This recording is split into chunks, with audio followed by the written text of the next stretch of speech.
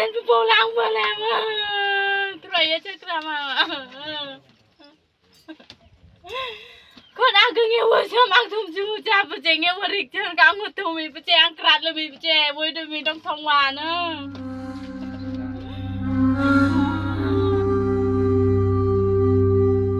জানুয়ারির ১ তারিখ দিবাগত রাতে বান্দরবানের লামায় ম্রোদের ঘরে আগুন দেয়া হয়। ঘটে হামলা ও লুটপাটের ঘটনা।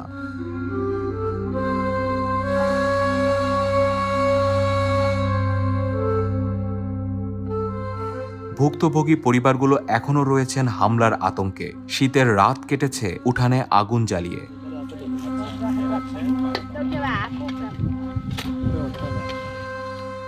লামা রাবার ইন্ডাস্ট্রি লিমিটেড তাদের উচ্ছেদ করে জমি দখলের জন্য ট্রাক ভর্তি লোকজন নিয়ে এসে হামলা চালিয়েছে বলে অভিযোগ ম্রোদের। যদিও লামা রাবার ইন্ডাস্ট্রি লিমিটেডের পরিচালক ইফতেখার আলম মজুমদারের দাবি, রাবার কোম্পানিকে ফাঁসাতে নিজেদের বাড়িতে আগুন দিয়েছে ম্রো পরিবারগুলো।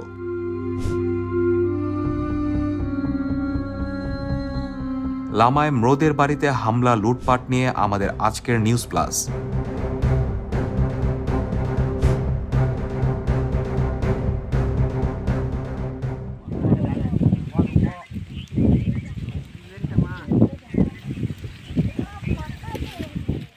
হামলার শিকার ও ভুক্তভোগী পরিবারগুলোর অভিযোগ, রাত ১টার দিকে ৫-৬ ট্রাকে করে বহিরাগতরা এসে রেং এন ম্রোপাড়ায় আগুন দেয়। এই হামলায় ক্ষতিগ্রস্ত ৪টি পরিবার আবাসন সংকটে আছেন।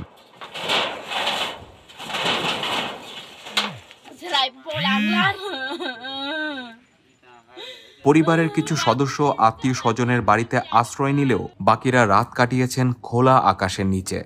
ছোট বাচ্চা ২ জন, আর ও শরীর তো পঙ্কু, ওই কষ্ট বিষ্ট করে খাইতেছে। ওর বাড়িতে পোড়াই দেওয়ার পরে আর এই জন্য যে ওই সিংজং ওনার বাড়ি পোড়াই দিয়েছে। আর যেগুলো এখন পোড়ানো হয় না এগুলো ডা দিয়ে কোবাইছে। আমরা বসে আছি তো, ওই চা খাইছিলাম। চা খাইছে এরকম গল্প করতে করতে ওই 12:30 বাজে গেছে। তখন হঠাৎ করে এদিকে চুপচাপ করে কোম্পানির লোক আসতেছে। যখন আমি পালিয়ে আসতেছে আর বাড়ি থেকে উঠিয়া বউকে ডাকছে। বউকে নিয়ে বাচ্চাকে নিয়ে ওইদিকে নামিয়া ওইদিকে চলে গেছে। ধান, ওই কম্বল, এরকম প্যান্ট শার্ট এগুলো সব ফেলে দিছে আর পুড়ে ফেলেছে। আর মুরগিও নিয়ে গেছে, সব নিয়ে ফেলছে মুরগিও। আর টাকাও ৬০,০০০ টাকা এগুলা নিয়ে গেছে, এগুলো আমি খুঁজে পাই না। তবে এই হামলা এবং অগ্নিসংযোগের অভিযোগ নাকচ করে দিয়ে রাবার কোম্পানির পরিচালক ইফতেখার আলম মজুমদার দাবি করেছেন, রাবার কোম্পানিকে ফাঁসাতে তারা নিজেরাই অগ্নিসংযোগ করেছেন। হঠাৎ ২ দিন আগে তারা এখানে আপনার কিছু তোলার পরে পরের দিন সকালবেলা আমরা দেখলাম আর কি। তখন আমরা ওদের সংশ্লিষ্ট থানায় আর কি আমরা ইনফর্ম করি। তখন ওসি সাহেব একটা ফোর্স পাঠিয়ে তাদেরকে সেখানে ফোর্সটা বাধা দেয়, বলে যে আপনারা এখানে ঘর তুলবেন না, আর যেগুলা আপনারা তুলছেন সেগুলা আপনারা ঘরগুলা সরিয়ে ফেলেন, যেহেতু জায়গাটা আপনাদের না, এখানে এটা অন্যদের তাদের বাগান করা তাদের।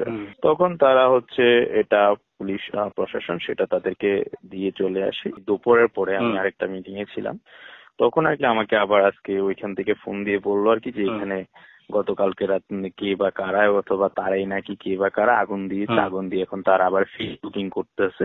ওইখান থেকে ফেসবুকে আপনার বিভিন্ন ধরনের লেখালেখি অথবা স্ট্যাটাস দিচ্ছে যে এটা আমরা করেছি আর কি। আমি আমার অ্যাজাম্পশন থেকে আসলে বলতেছি, কারণ এর আগে এরকম একটা এক্সপিরিয়েন্স আমাদের সাথে হয়েছে, মানে এরকম একটা ঘটনা তাদের ঘটেছিল যে মানে আমাদের ওইখানে গাছগুলা কেটে বলছে যে গাছগুলা নাকি আমরাই কাটছি আর কি। আমাদের লাগানো আপনার 10,000-এর উপরে গাছ কেটে তারা বলছে যে এগুলো আমরাই কাটছি। ঘটনাটি খতিয়ে দেখা হচ্ছে বলে জানান লামার সহকারী পুলিশ সুপার আনোয়ারুল ইসলাম ও UNO Mostafa Javed Kaiser. Heard the news, receive the news, ঠিক আছে। এবং এটার উপরে আমাদের আপনার যেগুলো আছে আমাদের ইভ্যালুয়েশন, মনিটরিং, তারপরে এগুলো আমরা দেখতেছি, আর বাদ বাকি ভালো ওসি বলতে পারবে। সর্বশেষ যে অবস্থা আছে এটা একটা আমরা গতকালকে জানতাম যে আইন শৃঙ্খলা পরিস্থিতি একটু অবনতি হতে পারে। তো এর প্রেক্ষিতে হচ্ছে যে আমরা ওখানে আইন শৃঙ্খলা বাহিনীর সাথে কথা বলেছি, ওসি সাহেব এবং আমাদের যে কেয়াজুপাড়ায় আছে পরিস্থিতিটা স্বাভাবিক রাখে এটার জন্য। আর ঘর পড়ার যে বিষয়টা আছে এটা একটা যে আমাদের রিপোর্ট দিবে, আমাদের ওসি সাহেবকে আমি বলেছি টোটাল একটা রিপোর্ট দেওয়ার জন্য। এর প্রেক্ষিতে পরে যদি ওনাদের ক্ষতিগ্রস্ত হয়েছে এটার বিষয়ে কোনো ক্ষতিপূরণ বা কোনো কিছু সিদ্ধান্ত আসে, যেভাবে আসবে ওভাবে আমরা দিয়ে দিব।